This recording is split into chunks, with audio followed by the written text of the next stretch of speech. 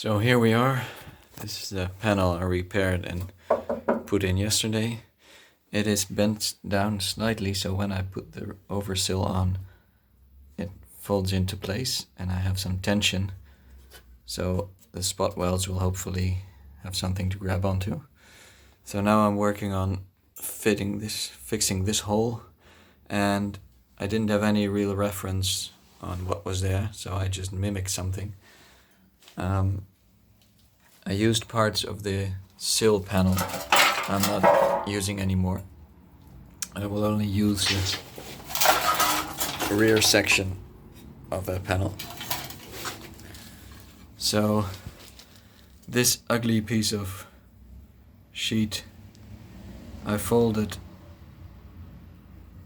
a piece and I bent some pieces, and as a whole this will fit in here and allow for the spot welds.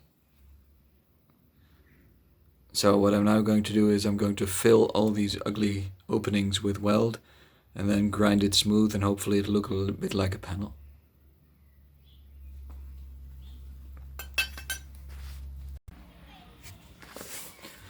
So the piece is pretty much done.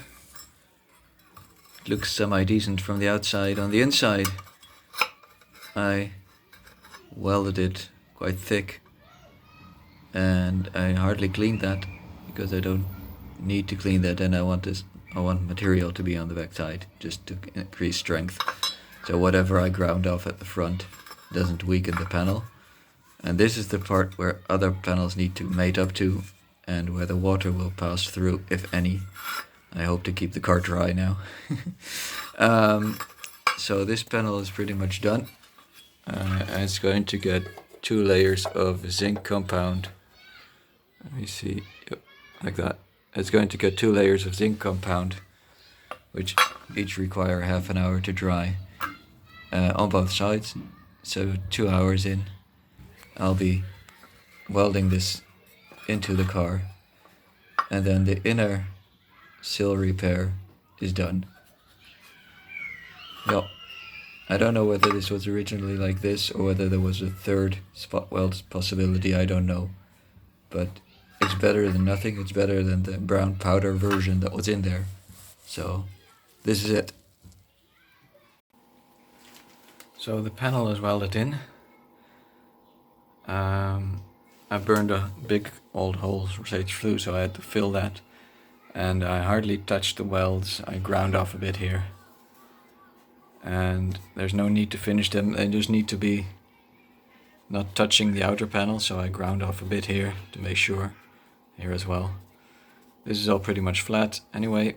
Now of course on the inside, through there, you're able to reach the weld. So what I did is I bought a paintbrush and I broke off the handle, as you can see, to make it a little shorter. These are used to in your home when you have a radiator against the wall and you want to paint the backside of the wall, or the backside of the radiator, or behind the radiator in the wall without removing it. You can do this. And these brushes are fairly cheap, so I just throw them away afterwards.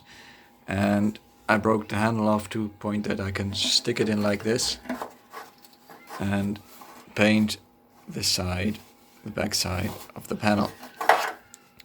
And also I can reach that inner part as well. You can see the brush at the bottom there.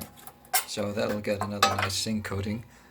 Before I do, I of course brushed with a wire brush the front, and for the back of the panel I have this toothbrush sized wire brush, which again fits through the panel and helps me clean the back side of the panel, which was already zinc coated, but yeah, you can see the brush.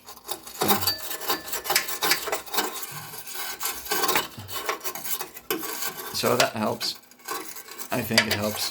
The zinc that was on there is turned to white powder, and so we'll get 2 coats on both sides, and then this part's done.